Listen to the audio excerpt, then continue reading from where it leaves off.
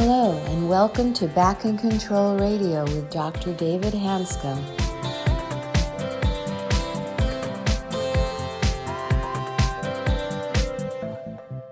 Hello, everybody, and welcome to another episode of Back in Control Radio with Dr. David Hanscom. I'm your host, Tom Masters, and our guest today is Michael Hodge. He's a mind-body coach who endured 5 years of pelvic pain with urinary and sexual complications. His experience started him on a journey to discover the root causes of these issues, and in partnership with pelvic expert Dr. Brianne Grogan, he has helped over 1,000 men recover through a proven holistic treatment program. Welcome. Thank you, Tom. I'd like to introduce Michael Hodge, who I was introduced through a pretty good friend of mine, Tova Goldfein in Israel. She's a chiropractor. And she and I have talked back and forth a lot through Zoom. We've emailed a lot. She's introduced me to her friend in Australia. And we're all on the same page with their different versions of it. And so she introduced me to Michael. So I met him a few weeks ago. We talked for quite a while. And he's a remarkable person, wanting to just dig as deep as you can imagine into the situation. And he has a tremendous amount to offer. And we'll talk about this later, but he does have a website called transformpelvichealth.com. And Michael, welcome to the show. And you're very unique in what you have to offer. Men don't like to talk about sexual dysfunction. We totally ignore it. I have known a few people, males with pelvic pain, actually quite a few. And I obviously won't go into detail who they are, but I have one friend of mine who, since he's been a teenager, cannot urinate in a public bathroom. Just can't do it. And I have another friend of mine, just horrendous pelvic pain, sexual dysfunction. And I'm not I'm a spine surgeon, so I was not really able to help, even though it's pretty clear that the same principles that apply to other parts of the body apply to your world. So, Mike, I'm just curious about your story and how you came into this whole process. Yeah, thank you, Dr. Hanscom, for having me here. And I didn't, think whenever I was 5, 6 years old, someday when I get older, I'm going to be a pelvic health specialist. I'm going to be talking about penises and testicle pain and anal weird fillings and everything that I do now.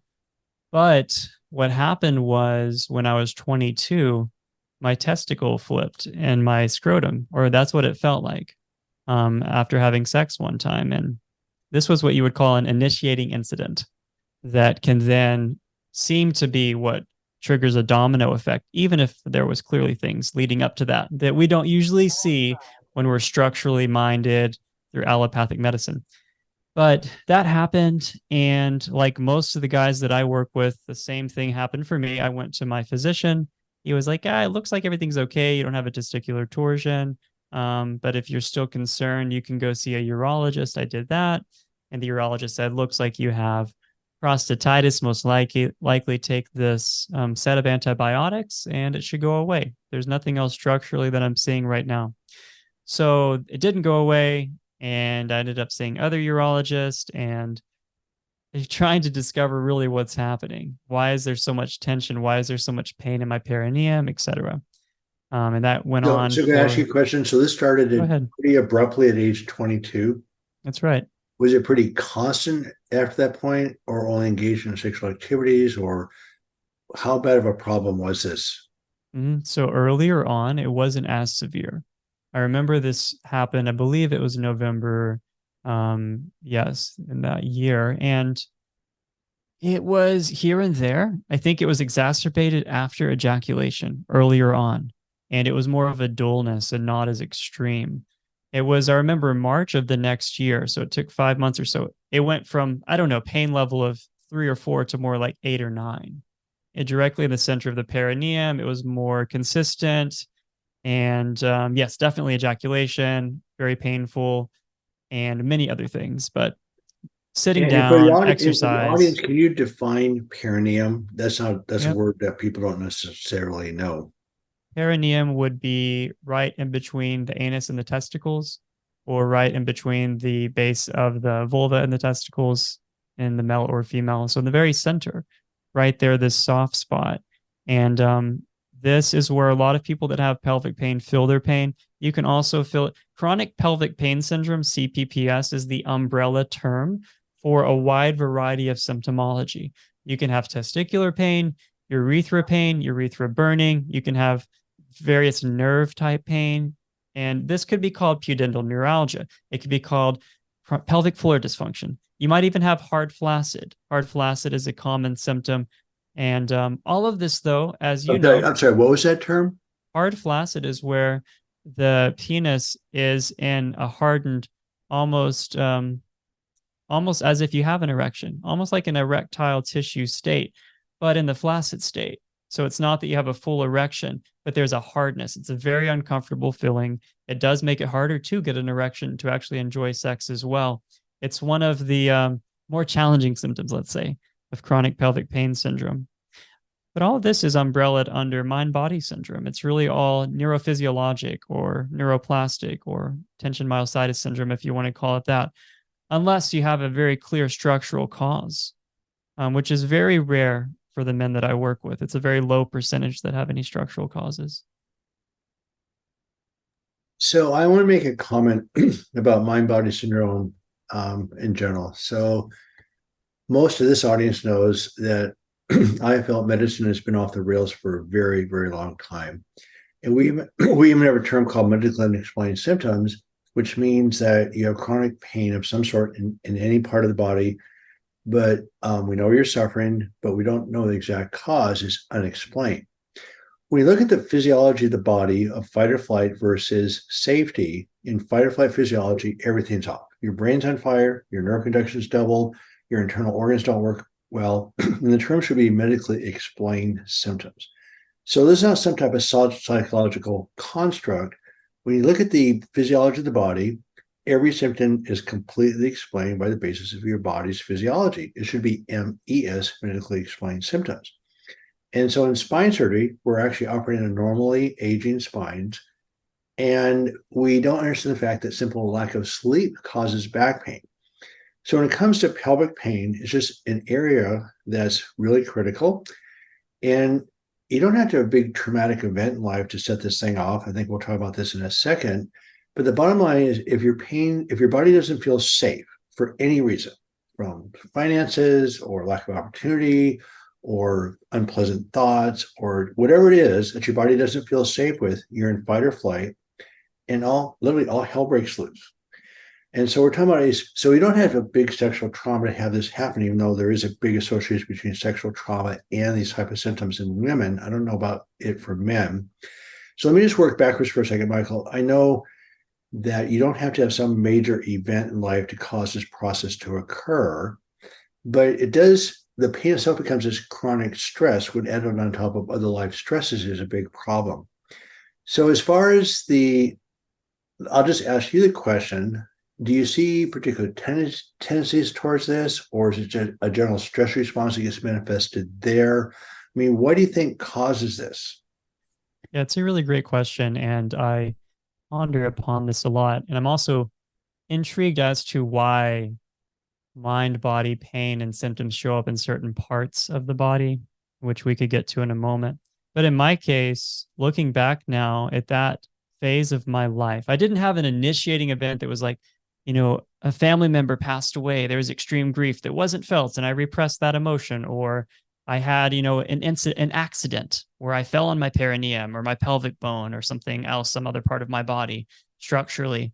But at that time, I was in a relationship. My wife at the time, there was a lot of stress in the relationship. It was difficult. I was not being my authentic self. There were tendencies to be a people pleaser, to fear confrontation, to fear speaking up fully. There were also just the way I was operating inside of myself.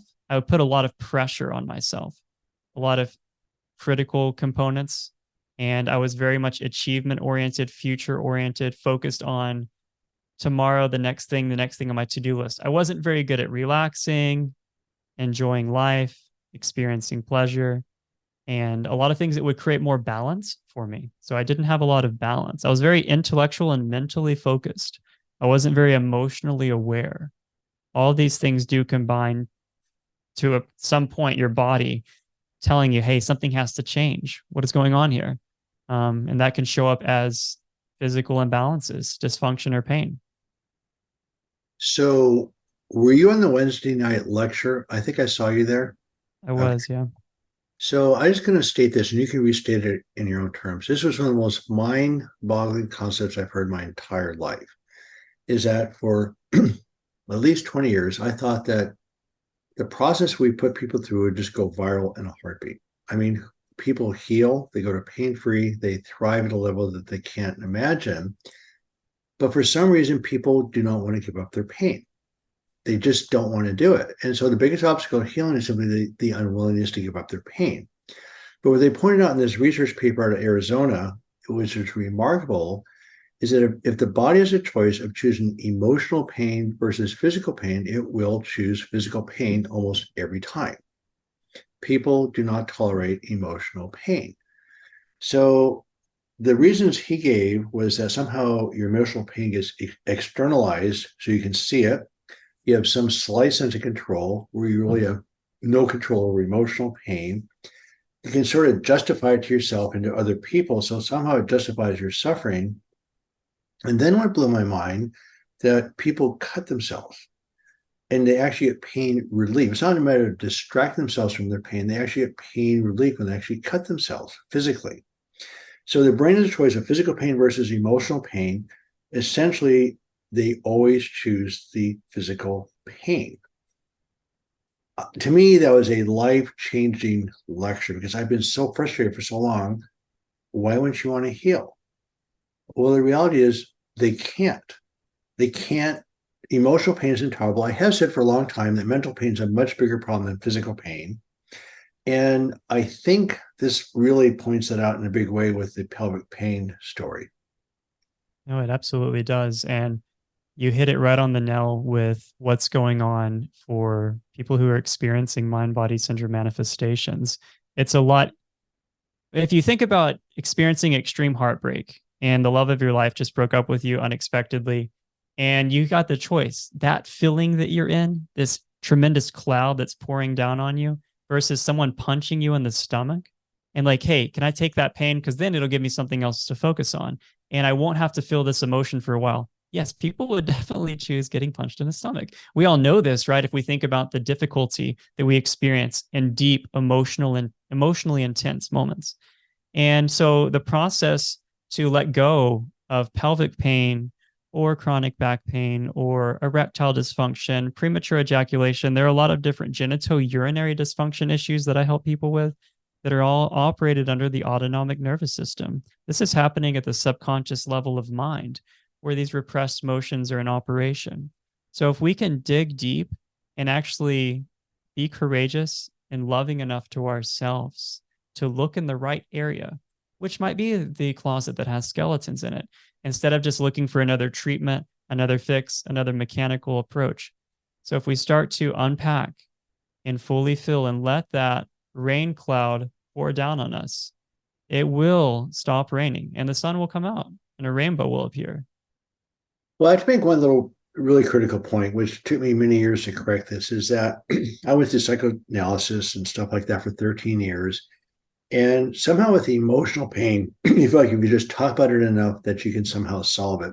It actually works backwards because you're actually reinforcing the pain. So the key is allowing yourself to feel. You don't have to analyze it or fix it or solve it. And so that's the hardest part about this journey is you have to allow yourself to feel badly, and then goodness evolves. You don't have to force good pain. I mean, you have good feelings. It'll just happen. So we're all in the business of trying to fix yourselves. But let's take your pelvic floor pain. It's hard to try to fix it or perform better or whatever. I'm guessing that works backwards pretty fast. No, that's exactly right. We need to, first of all, if someone's in extreme pain and dysfunction, do something that can take you down from a level 9 to 5 so that you can even do a meditation or journal or allow yourself to have the space environmentally to fill into those emotions or allow them to come up. But yes, if you're in an extreme place, look, If you go to a physical therapist, you can get some assistance. If you can do a stretching routine, you can do yoga, you can do a massage, you might need to take a pain medication. These things can be assistive as long as you know they're not your saviors. And you can allow that to bring you down to a place where then you start to create spaces environmentally. So people are like, how do I feel that emotion? How do I draw it up? There is no button we can press on our body to make it happen. That would be pretty cool, but that doesn't exist. Right. However, if we can every morning set aside some time for ourselves to meditate or do breath work or journaling or something other than immediately reaching for our phone and reacting to our lives like we did yesterday. If we can do that every morning, if we can set aside time to go out into the forest for an entire day without technology and just walk around in silence, sometimes, if we can create space for silence and space where we don't use our brain so much, the emotions automatically surface at some point. And when they surface, you get to choose to feel them or to push them away. This does come with a warning label, though. And I found this out the hard way personally with other people, is that when you're in pelvic pain, you're frustrated, angry, you feel like a victim. And unfortunately, or fortunately, it actually protects you from anxiety. So as you actually create that space and start to relax and start letting go of the anger, you will feel more anxious. Trust me, 100% of the time. That's the hardest part about the project. You have to train your brain to feel vulnerable and anxious in order to heal. So you can do that. Anxiety is not going to go away because it's a survival emotion, but you learn to tolerate it, work with it, not to fight it, and it drops down pretty dramatically. I talk about developing a working relationship with it. But probably the biggest obstacle, if you give up your pelvic pain, guess what? You are going to feel more anxious, and people hate that. So I'm just curious how you address that.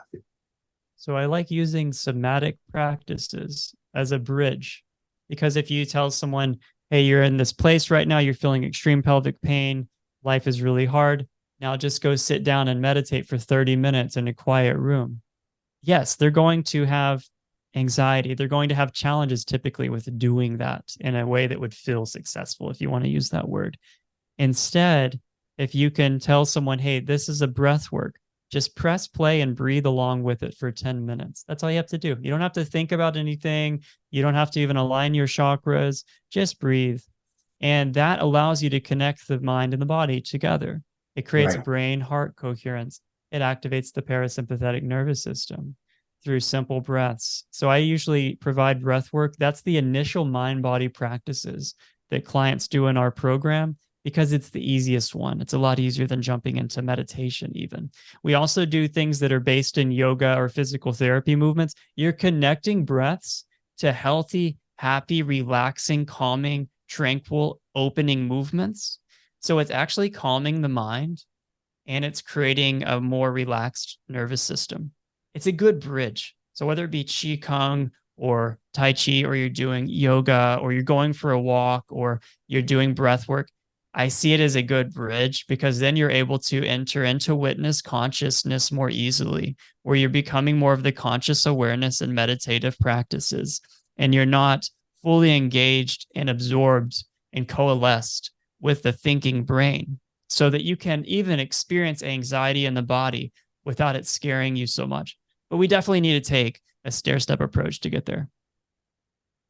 Well, and if I hear you correctly, you're not a psychologist, and guess what? Neither am I. We've helped many, many people heal. And the bottom line is, this is not a psychological construct. If your pelvic floor hurts, it hurts. If your sexual function is dysfunctional, that's not psychological. So what we're teaching people to do is to feel safe, which is a dramatic change in your body's chemistry. So instead of being in fight or flight and consuming fuel, you're actually regenerating, storing fuel, and it's a profound shift in your body's chemistry. So again, if you try to fix it, solve it, I'm going to tough it out. I'm going to talk to an analyst till I can just understand this really well. Somehow people think if we just understand enough, it's going to fix it. But the bottom line is you want to feel safe. Is that a fair statement? Absolutely. Safety is the key. You just need to show your brain that everything is okay right now and continue to reinforce that. and the body will respond. If you're trying to prove yourself for whatever reasons, that's actually the opposite. You're actually reinforcing threat physiology. So, Yeah, that happens a lot with sexual dysfunction. So, sexual dysfunction, if someone feels an inadequacy or they feel the need to perform a certain way, or there's a fear in losing a relationship if they're not at a certain level of performance, these things can definitely amalgamate and create a very challenging issue for your body to deal with. When it comes to things like premature ejaculation, it really comes down to you having the energy of stress or the energy of relaxation connected to sexuality. And for people who have dealt with lifelong premature ejaculation, they've had the energy of stress due to familial, cultural, religious impressions, due to watching porn and masturbating quickly for many years, due to initial encounters with sexuality, relationship dynamics, personality tendencies. There are a lot of things that can create that situation. so Michael, I want to talk to you in some detail in the second podcast about, some of the processes you actually take people through to solve this, some of your success stories. And I'm so impressed with you're obviously extremely comfortable talking about stuff that people don't want to talk about at all. In a way, it's not that big a deal. Exactly. So I love talking that in about it itself is, because, yeah. what's that? No, I say exactly. If we can just realize, hey, people have sex, we fart, we defecate, we urinate, or whatever. Like, we are human beings. It's okay to be who you are. Right. No, I'm very impressed with your approach and just demeanor, and the whole thing is really refreshing. Glad we're talking about this because there are a lot of men who are dealing with pelvic floor, urinary issues, sexual dysfunction, ED, and premature ejaculation. They're very high percentages of the population. And men are afraid to talk about these issues, yet they really, really, really want to fix these issues. So they may be afraid, but Google searches show that they're definitely looking these things up. And there's a big gap of information and what's really causing the majority of these non-structural cause genitourinary dysfunction. So I help men overcome non-structural genitourinary dysfunction. Of course, if they had an accident in their pelvic floor recently, an infectious disease, a cancer, there are things that could be needing some biomedical assistance. But otherwise, a lot of this is being created by the brain, which we can get into more of. Again, we talked about why that's happening, but we can get more into, how to overcome it. Right. So I just want to again emphasize what we did on the first podcast is that there is something wrong. Your body's physiology is off. And so when your body chemistry is off, your electrolytes are off, your acid base balance is off, your nervous system's off. That is a structural issue in a way. So not imaginary, your body, and you also said the word function, and function doesn't happen without movement, which is physiology. And so medicine's getting on this crazy rabbit hole of structure for everything. And so if you can't have an erection, that's a structural problem. It doesn't just happen. There's a reason for it. So I use the term medically explained symptoms. If you look at the body's physiology being in fight or flight, everything's wrong, including pelvic floor dysfunction is one of the possibilities. So, Michael, I'm just guessing that one of the first problems you get into is getting people comfortable talking to you about your problems. And I know you don't go into deep psychoanalysis because that's not really the way we want to solve this. We want to get people to function and feel safe. So I'm just curious, I'm coming with some pelvic floor dysfunction or sexual dysfunction. And how do you get me comfortable talking about it, thinking about it? Do the pre-visit YouTubes and stuff help that? How do people approach you?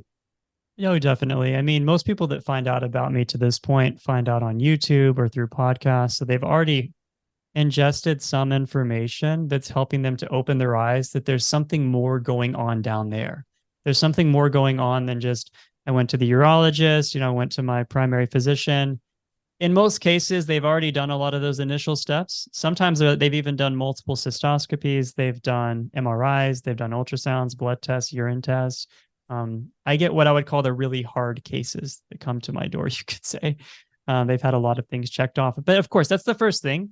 If you haven't yet, check with your doctor and just see if there's anything really problematic to look at. And if that's been checked off and you're still dealing with these issues, yes, ingesting information. You've written a great book, Dr. Hanscom, other books that are mind body oriented that would inform someone, YouTube, all these things can help you out. Beyond that, I like to have people share some of the things they've been dealing with recently. So current stressors and other life situations. I want to know what was going on around when it began or before it began.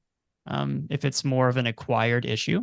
So let's say they didn't have erectile dysfunction until 6 months ago.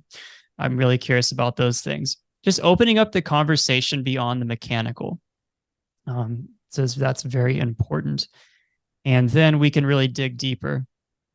Because the first step that I take people through, we have, if you want to call it a 4-step approach, is realize. And realizing that this is psychophysiologic or neurophysiologic. This is a mind-body syndrome. This is not just because I've been riding my bike for the last 5 years, and this is probably because I've been riding a bike every day, or it's because I, had a urinary tract infection one time, so maybe this didn't go away. Or a lot of people are pinning something via what I call structural sometimes, but the way you use structural, you're just talking physiologic, which I appreciate that. If we can go outside the box of a regionally located dysfunction, because most people have been taught, I have a problem in my penis, my testicle, my pelvic floor, there must be something going on right there. I need to work with a pelvic floor physical therapist. I need to work with a urologist. I need to work with a proctologist. So if we can go beyond that and realize, actually our brain creates pain 100% of the time. Actually our brain creates many forms of dysfunction. Remember, of course, your brain creates function. I mean, you have the sympathetic, parasympathetic system for emptying the bladder, emptying the bowel, erections, non-erections. So people forget the brain is actually, well, not just the brain, the nervous system actually creates the function. So it's not functioning. The dysfunction has to occur in the nervous system as well as the body itself. And again, medicine's gone down such an incredible structural rabbit hole. It's unbelievable. And probably 90% of symptoms are from your body's physiology. And so, so you're going, what I like about your approach, okay, so there's dysfunction. What causes normal function? And that's where you have to go, is where the nervous system is. That's really well said. I love the way that you reframed that.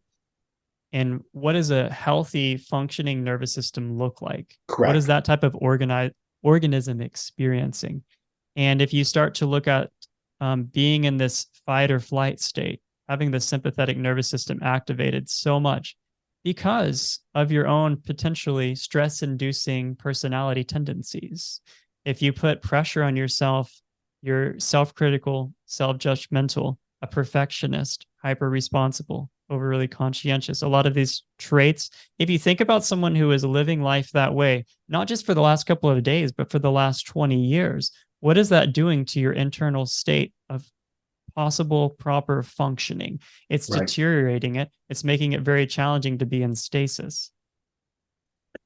And people forget the way the body works is an incredible balance. I mean, beyond description. So, I mean, why do you feel like you have to empty your bladder? So your bladder's full. You have an impulse to your brain. It says, my bladder's full. Okay, that doesn't just happen. And when it's just arbitrarily emptying our bladder all day, the brain senses it's full, and the brain sends back a signal to the bladder, empty the bladder. We also have a sphincter that keeps the bladder shut until it's given a signal to release. Same thing with sexual function. It doesn't just happen by a reflex. Your brain says, okay, there you have some visual stimulus that's sexually arousing, plus some other sensory input. Then your brain says go or not to go. And so it's incredibly balanced between the parasympathetic system, the sympathetic nervous system, your body's inflammatory markers. I mean, it's unbelievably balanced. And it doesn't take much of an imbalance to cause a lot of dysfunction.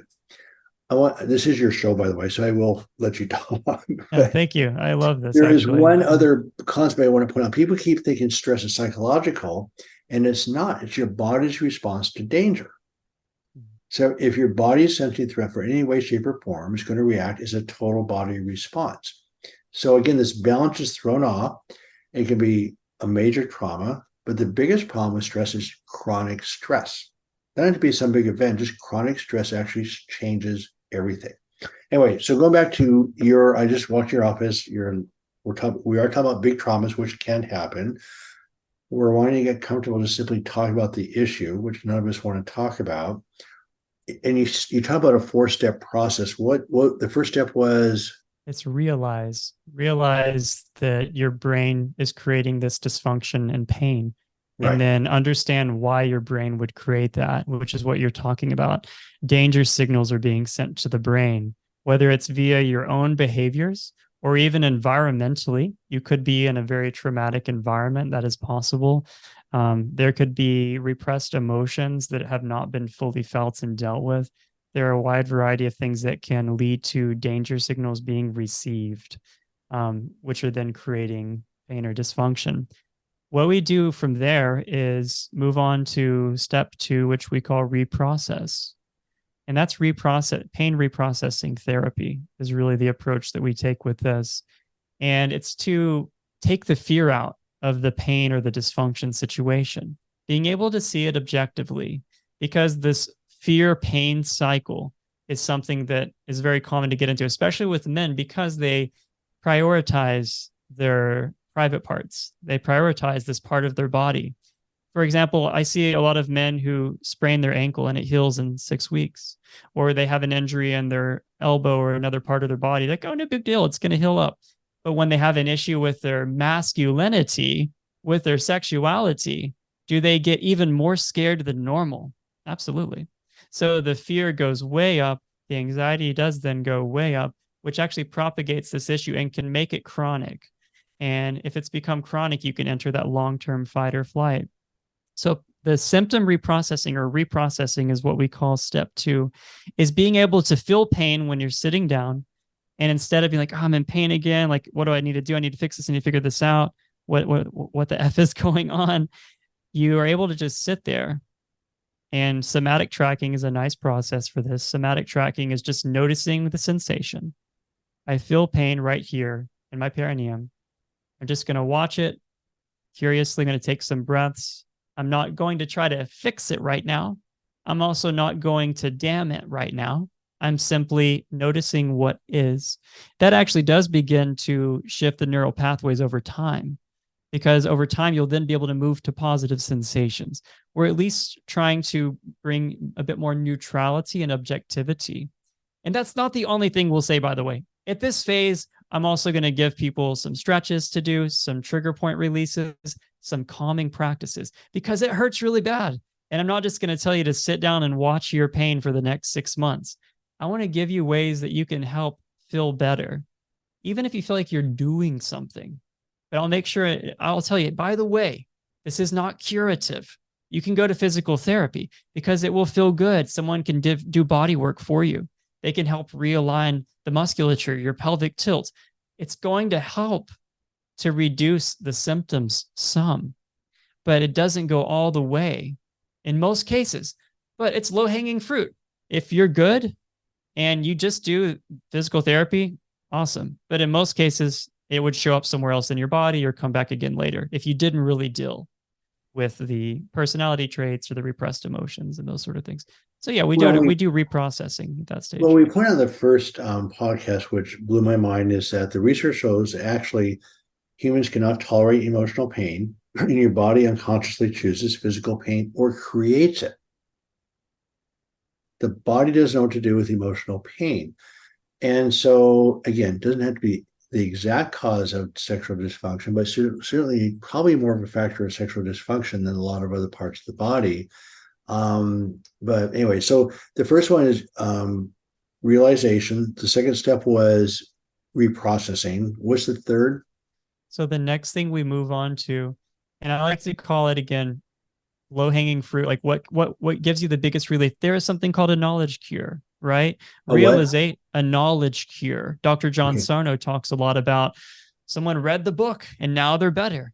Someone, listens to a podcast and it just goes away because they're able to let go. Now they understand why this has been happening. Right. It's not because of that one time I fell down, 3 years ago. It's because of this issue I had with my father that I can finally forgive, as an example. So we move to reprocessing. Now, if someone needs some more assistance, we move to the next step, which is release. Release is creating space bring in emotional awareness, noticing the emotions that you're feeling, and learning how to feel them, like you mentioned earlier, I believe in our first episode, without labeling mentally or analyzing or thinking about why they're happening or thinking about why they're still here or why aren't they gone yet. No, it's just fully feeling and emotional release ultimately. So it's being able to release that which comes up to the surface, because life will trigger you. Life will trigger the stuff that's still inside of you. And whenever it comes up to the surface, this time, can I feel it instead of pushing it away? And that's really what we focus more on phase 3. Again, as we have calming practices and breath work and meditations and stretches, because we want to give people tools. We can't press a button and force the release to happen, but that's ultimately like our next step.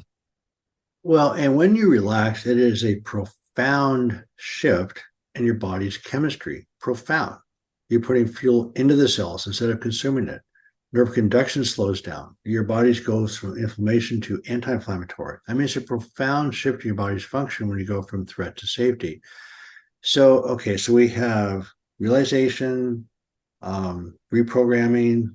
What was reprocess was second. Third is release. The fourth step that we go into is called reprogram. So reprogramming is, I walked down the tunnel. It was dark and scary, and I started to shed all of the layers. I saw that there was light at the end of the tunnel. I was walking towards it.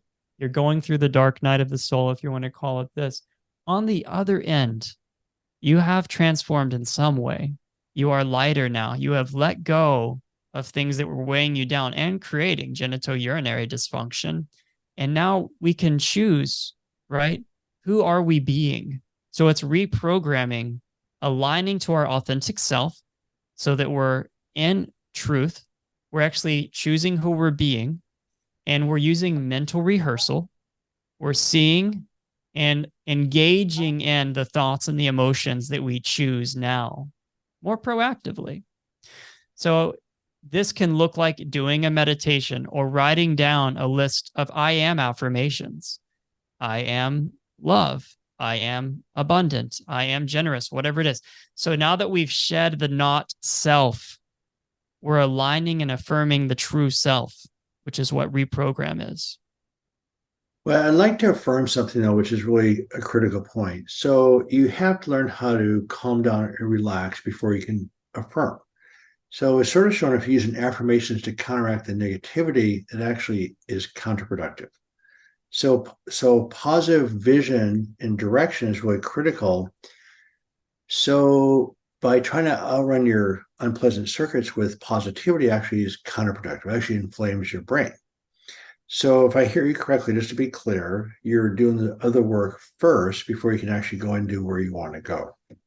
That's exactly right. Yeah, we need to let go. We need to create safety. And you're kind of this pure, innocent self now. And you're still living in the world. There are impressions, there's media, there are familial relationships. Who are you going to choose to be now?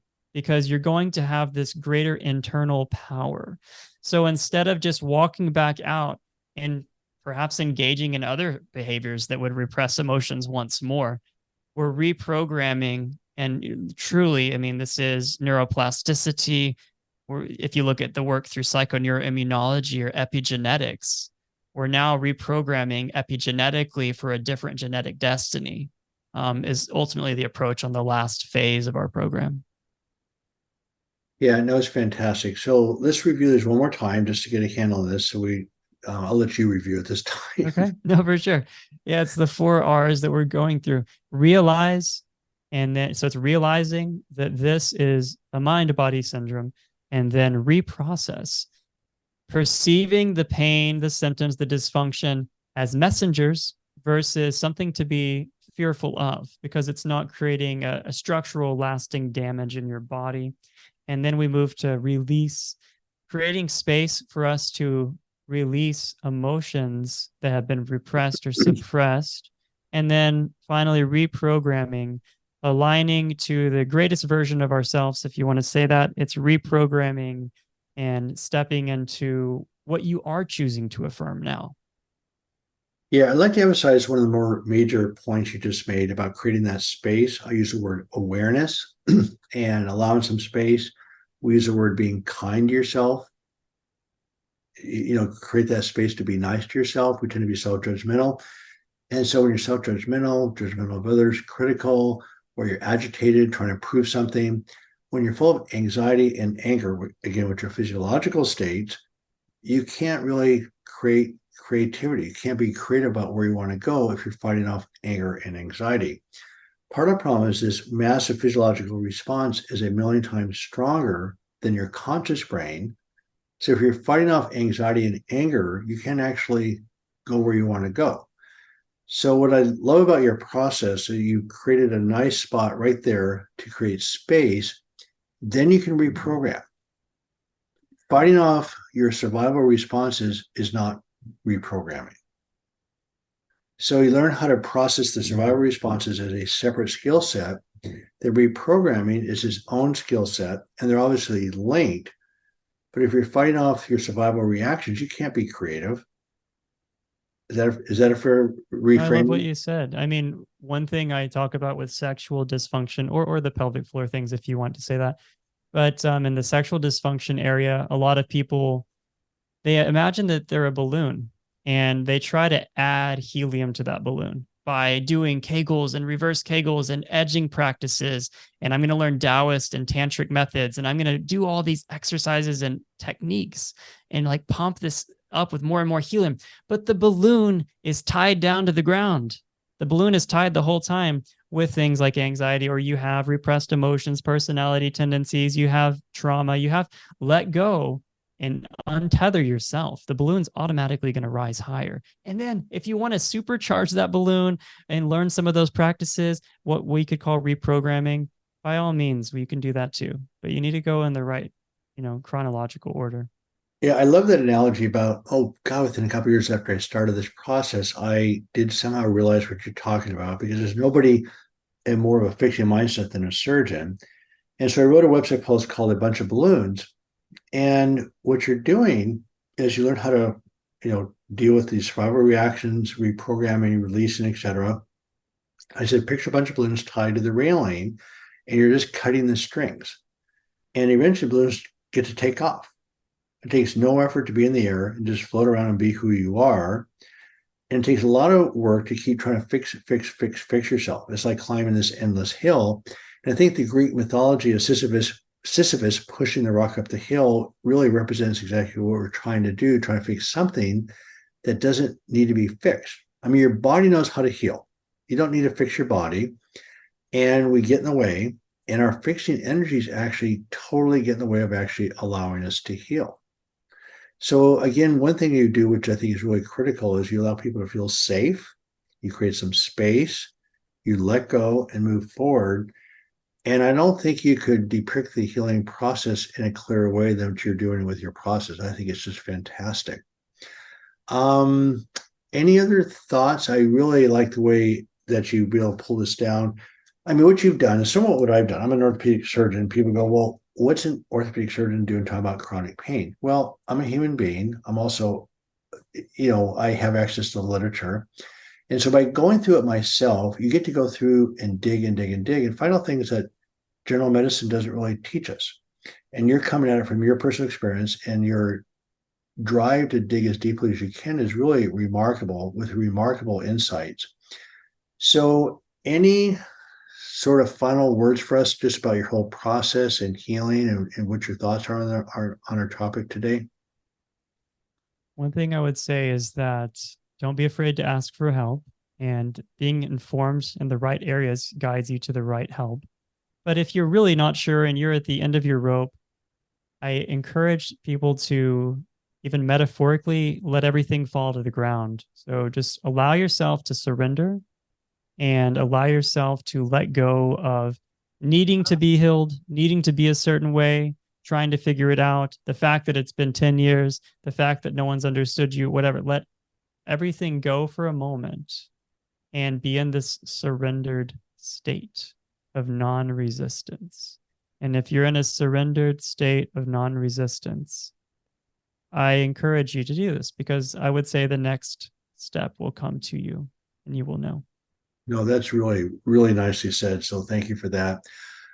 So can you remind us how to get a hold of you?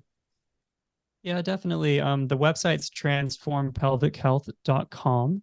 You can get some resources on there. We have some programs if you want to work with myself and anyone else on our team.